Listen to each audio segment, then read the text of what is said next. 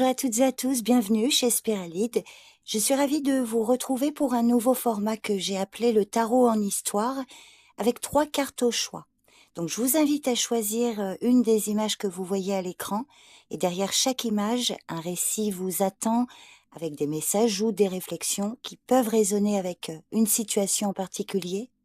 Alors vous trouverez le timing de chaque image dans la description de la vidéo ainsi que dans le commentaire épinglé. N'hésitez pas à mettre un pouce en l'air si ce format vous plaît et à vous abonner si ce n'est pas déjà fait.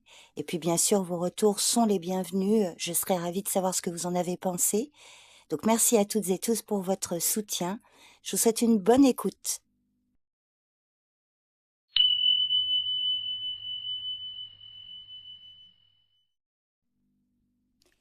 Elle pensait à tous les rêves qu'elle avait construits avec lui, à tous les moments partagés.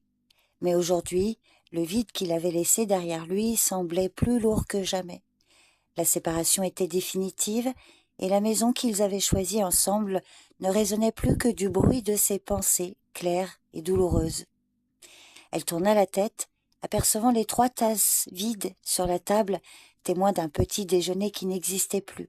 3 tasses, comme s'il restait encore une part de son ancien bonheur. Puis, son regard se posa sur la porte du jardin. Un autre chemin, une autre possibilité. C'est là qu'elle vit, tout près de la haie, une rose sauvage qui avait survécu à la fraîcheur du matin. Le vent l'avait frôlée, mais elle était encore là, debout, prête à éclore. Un frisson la parcourut. Elle avait cru que tout était fini, que la douleur serait sa compagne éternelle, mais cette rose lui offrait une autre vision. Les pertes sont réelles, mais elles ne définissent pas tout. Peut-être qu'après la pluie, viendrait un jour un nouveau matin. Elle tourna la clé dans la serrure et sortit, prête à recommencer.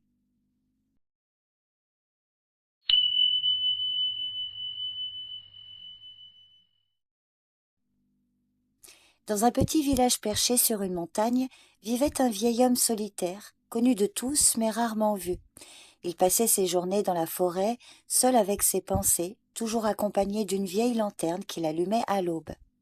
La plupart des habitants l'évitaient, trop absorbés dans leur propre vie pour chercher à comprendre le mystère de sa solitude. Un jour, une jeune âme perdue décida de le suivre. Elle était en quête de réponse, d'un sens à sa vie qui lui échappait.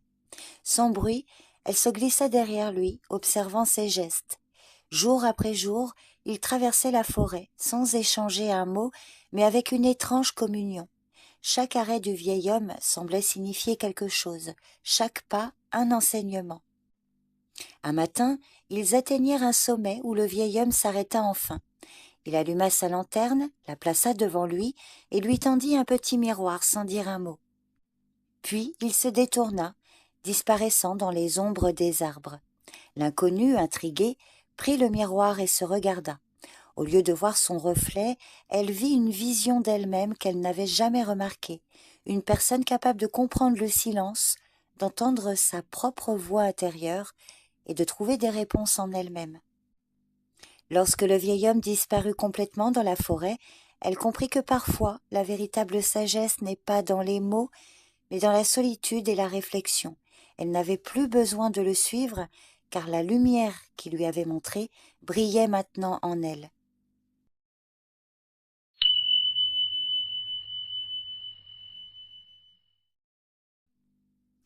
Dans un quartier résidentiel animé, un groupe de voisins s'était réuni pour organiser un événement communautaire. Chaque année, ils s'efforçaient de rassembler le plus de monde possible, mais cette fois-ci, les choses semblaient un peu plus tendues. Chacun avait des idées bien arrêtées sur ce qu'il voulait. L'un proposait un barbecue géant, un autre rêvait d'un marché aux puces, un troisième suggérait un tournoi de sport. Les débats, plutôt que de rassembler, divisaient peu à peu la communauté. Au début, les discussions étaient cordiales, mais rapidement la compétition entre les idées prit le dessus. Chacun se battait pour faire valoir son idée comme étant la meilleure, et les voix s'élevaient plus fort à chaque réunion. La voisine qui avait l'habitude d'organiser des événements se sentait accablée par la pression, mais ne voulait pas abandonner. Le voisin qui dirigeait le comité des finances ne cessait de marteler que le budget était limité et les idées extravagantes étaient à revoir. Un soir, après une réunion particulièrement chaotique où personne n'arrivait à se mettre d'accord, un enfant du quartier, qui avait observé toute la scène, se leva timidement et proposa: « Et si on faisait juste une grande fête où tout le monde amène ce qu'il aime faire? Comme ça, chacun fait ce qu'il veut et tout le monde peut participer. » Le silence tomba. Cette idée simple et évidente toucha tout le monde. Pourquoi insister sur la compétition des projets alors que l'essentiel était de célébrer ensemble la diversité des talents et des envies? Les tensions s'apaisèrent soudainement et l'événement qui en résulta fut un véritable succès. Il n'y eut pas une seule activité imposée, mais un enchaînement de petites initiatives où chacun pouvait s'exprimer librement.